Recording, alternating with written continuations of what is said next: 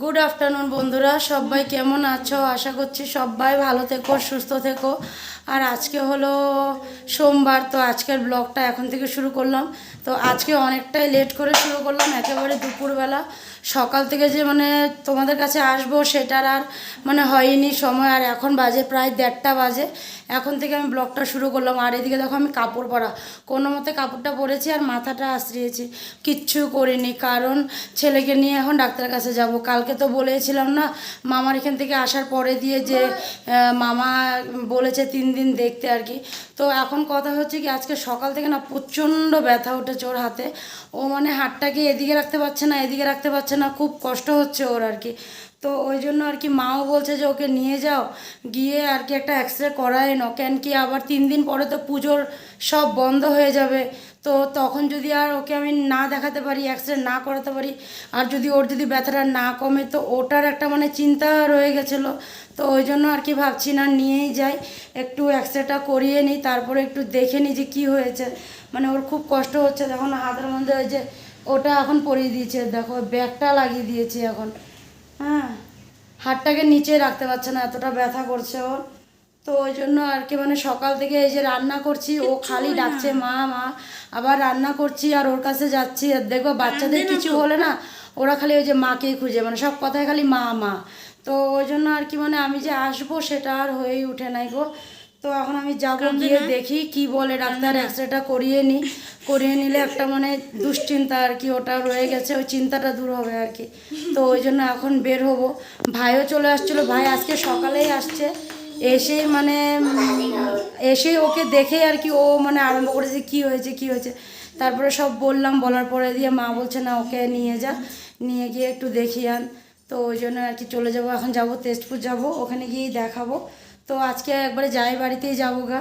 তো চলো এখন বের হই, আবার ডাক্তারের টাইমও হয়ে যাচ্ছে। আর রান্নাও হয়ে গেছিলো সব, যে খেয়ে যেতে পারবো না, ওই জন্য সব আমি নিয়ে নিয়েছি ব্যাগে করে, সব নিয়ে বাড়ি যাবো গো, ওইখানে গিয়ে খাওয়া দাওয়াটা করবো, ওই জন্য রান্নার সব নিয়ে নিয়েছি।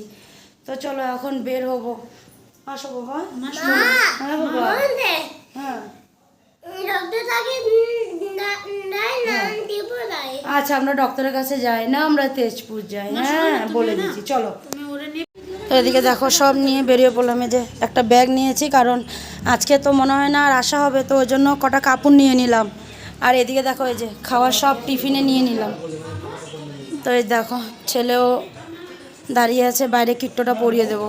হ্যাঁ চলো বাবা, জার্সি দাও একটা, এক বোতল জলও নিয়ে নিচ্ছি, রাস্তায় আবার জল পিপাসা পেলে। ওই জন্য মা উপরে ঠাকুর দিচ্ছে।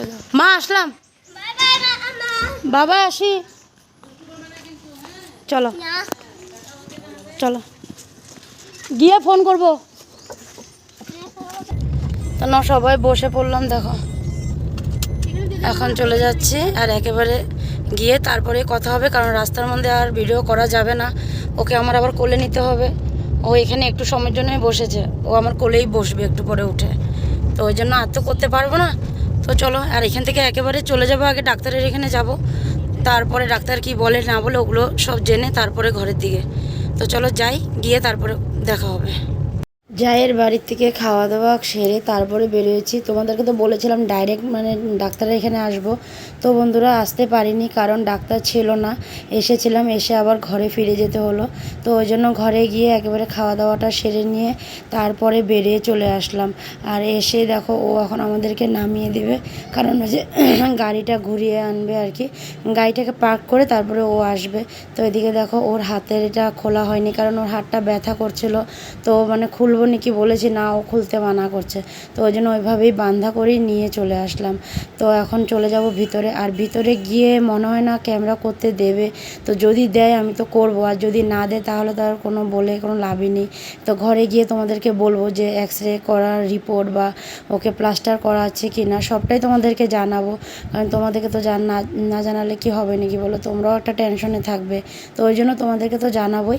তার আগে চলো যাই, চলে আসলাম অর্থ কেয়ার হসপিটাল।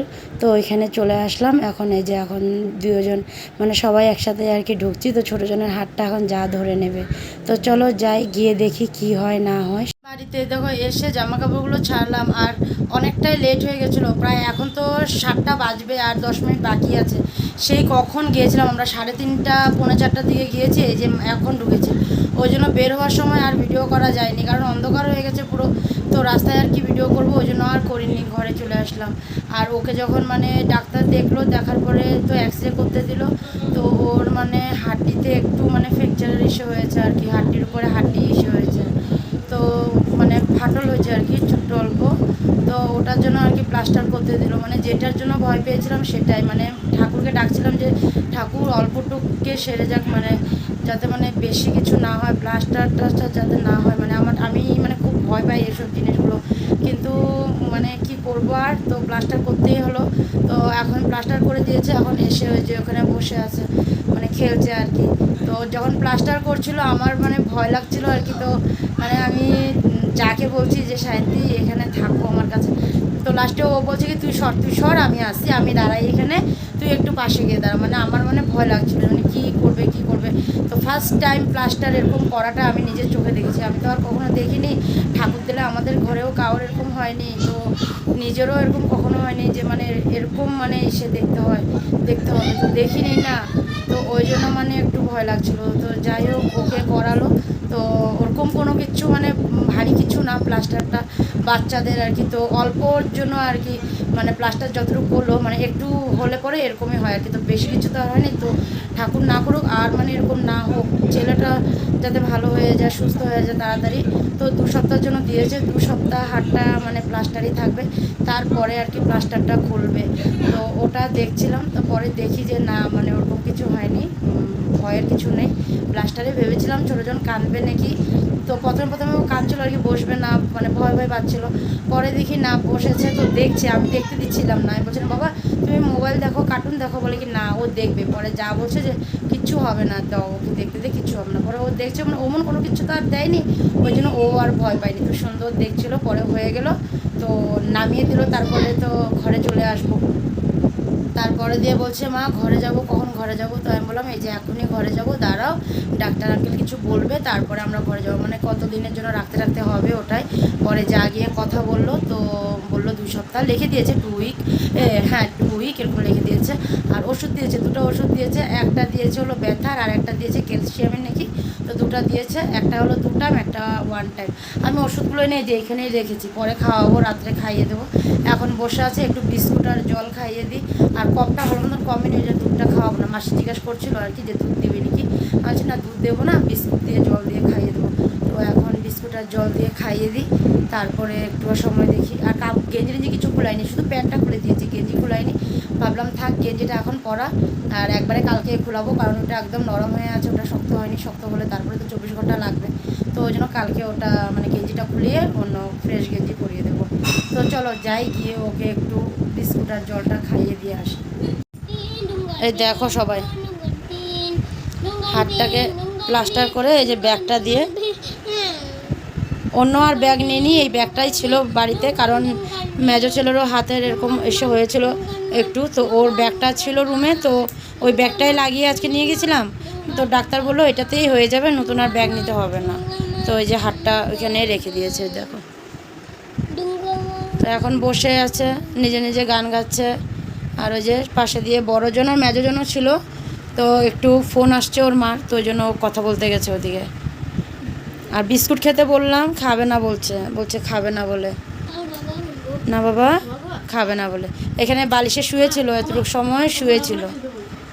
না পাপা তুমি শুবা না, ধরে না, হ্যাঁ ধরে না বাবা, ঘুমিয়ে পড়ছিল। তো আমি বললাম ঘুমাবা না, ও এখন মানে ওর ঘুম পাচ্ছে। ওই যে সকালে আবার আজকেও তো ওই মানে তাড়াতাড়ি মানে কি সে উঠেছে প্রায় 9টা 9:30 এরকম টাইমেই আজকে উঠেছিল। দাঁড়াও আমি সুন্দর করে শোয়াই দিই, দাঁড়াও শুবে বলছিল, ওই জন্য আমি একটু নিয়ে গিয়ে ওকে এই যে মাথাটা দেওয়া একটু শোয়াই দিলাম, হাতটাকে বালিশের মধ্যে দিয়ে দিলাম। একটু সময় এখন এরকম করেই থাকুক, পরে খাইয়ে দিব 8:30 9টার দিকে, খাইয়ে দিয়ে ঘুম পাড়িয়ে দিব। ওষুধ দিয়েছে যে এখানটায় রাখা আছে, দাঁড়াও বের করে দেখাচ্ছি। 2টা ওষুধ দিয়েছে, একটা ব্যথার দিয়েছে, আর এই যে এই 2টা ওষুধ দিয়েছে, একটা ব্যথার আর একটা হলো ক্যালসিয়ামের জন্য দিয়েছে, 2টাই দিয়েছে। তো ওষুধগুলো রেখে দিলাম, এখন একটু সময় শোক, পরে খাইয়ে দেবো। তো চলো কিছুক্ষণ পরে আসবো। আর মাসি বসে গান শুনছে ড্রয়িং রুমে। হ্যাঁ ও এখানে থাকুক, একটু সময় শুয়ে থাকো। হ্যাঁ পাপা একটু সময় নিনে করে দাও। হ্যাঁ পরে ভাত খাওয়া ওষুধ খাওয়াই দিব। তো চলো বন্ধুরা কিছুক্ষণ পরে তোমাদের কাছে আসবো। খাওয়া দাওয়া শেষ করে আসলাম, আর এদিকে ওর ব্যাগটাও খুলে দিচ্ছি এখন হাতের থেকে। হাতটা একটু খোলা থাকবে এখন, কারণ ব্যাগটা লাগিয়ে দিয়ে তো শোয়ানো যাবে না, ওই জন্য। আর এদিকে দেখো সবাই আছে, সবাই এখন এখানে আছে। এখন সবাই চলে যাবে যার যার রুমে।